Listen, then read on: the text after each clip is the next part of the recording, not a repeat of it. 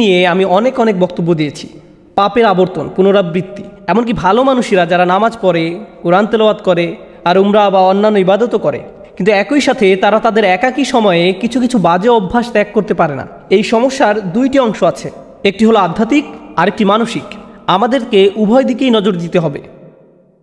আমি মানসিক দিকটি নিয়ে শুরু করতে চাই, কারণ বেশিরভাগ সময়ই যখন এই ধরনের আলোচনা হয় তখন আমরা মানসিক দিকটিকে গুরুত্ব দেই না, শুধুমাত্র আধ্যাত্মিক বিষয়ে কথা বলি। এই কারণে আমি মানসিক দিকটি নিয়ে কিছু কথা বলতে চাই। আপনাকে এটা বুঝে নিতে হবে যে মনোবিজ্ঞানে একটা পরিভাষা হলো ট্রিগার। সহজে বলতে গেলে নির্দিষ্ট কিছু অবস্থায় আপনার মস্তিষ্কের নির্দিষ্ট কিছু রাসায়নিক নিঃসরণ আপনাকে বাধ্য করে নির্দিষ্ট কিছু কাজ করার জন্য। একটা উদাহরণ দিচ্ছি। ধরুন কোনো এক তরুণ অ্যাকশন মুভি দেখছে এবং মুভির মধ্যে এক পর্যায়ে কোনো সুন্দরী মহিলার ছবি চোখে পড়ল। মুভি পজ করে সে আরও বেশি খারাপ কিছু মনোযোগ দিয়ে দেখল এবং এভাবে তার ভিতরে এই অভ্যাস গড়ে উঠল। সম্পূর্ণ মুভিটির জন্য এমন হয়নি, এটি হয়েছে মুভির একটা দৃশ্যের কারণে যা তার মনকে ট্রিগার করেছে।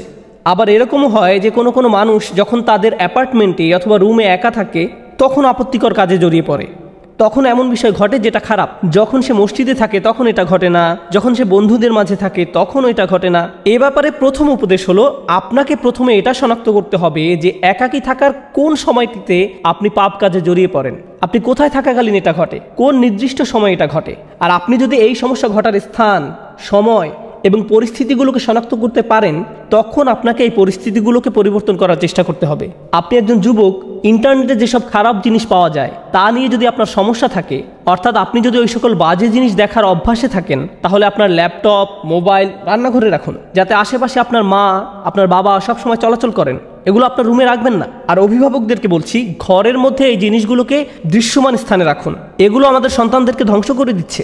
এখন আসুন এই সমস্যার আধ্যাত্মিক দিকটি আলোচনা করি।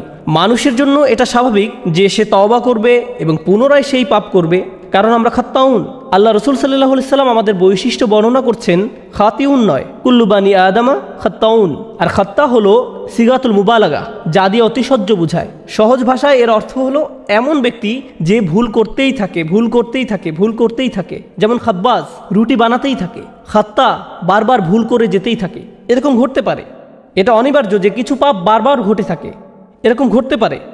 কিন্তু যদি আপনার মনের কোণে এরকম কোনো চিন্তা থাকে যে মুহূর্তে আমি তওবা করছি 3 সপ্তাহ পরে তো সেই পাপটি আমি আবার করবই, যদি আপনার মনের কোণে এই ধরনের কোনো চিন্তা থাকে, তাহলে লাইসাতিত তাওবাতু লিল্লাযিনা ইয়ামালুনা সাইয়্যাত, তওবা এমন ধরনের লোকদের জন্য নয় যারা নিয়মিত খারাপ কাজ করে।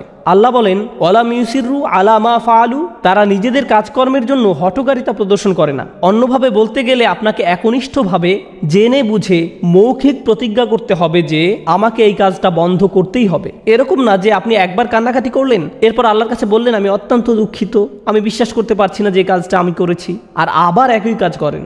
আপনাকে উপায় বের করতে হবে যে কিভাবে এর থেকে পরিপূর্ণভাবে মুক্তি পাওয়া যায়। নিজের সাথে ঐকান্তিক প্রতিজ্ঞা। আর আপনি যদি নিজে এটা করতে না পারেন, বন্ধু বান্ধবের সাহায্য নিন, এমন মানুষদের সাহায্য নিন যাদেরকে আপনি বিশ্বাস করেন। আমি জানি কখনো কখনো এটা বিব্রতকর, কিন্তু আমাদের সবারই মাঝে মাঝে পরামর্শ বা সাহায্যের প্রয়োজন হয়। আপনি যখন বুঝতে পারেন যে এরকম ঘটছে বছরের পর বছর আর আপনি এটা ত্যাগও করতে পারছেন না, এটাই সঠিক সময় কারো কাছে সাহায্য চাওয়ার। এ কারণেই বর্তমান সময়ে উম্মার জন্য মানসিক এবং আধ্যাত্মিক কাউন্সেলিং অত্যন্ত প্রয়োজন, এবং এত বেশি সংখ্যক পারিবারিক কাউন্সেলিং প্রয়োজন যে এটাকে বলা যায় উম্মার জন্য অত্যাবশ্যকীয় বিষয়গুলোর একটি, কারণ এটা মানুষের কাছে শান্তি পৌঁছে দেওয়ার একটা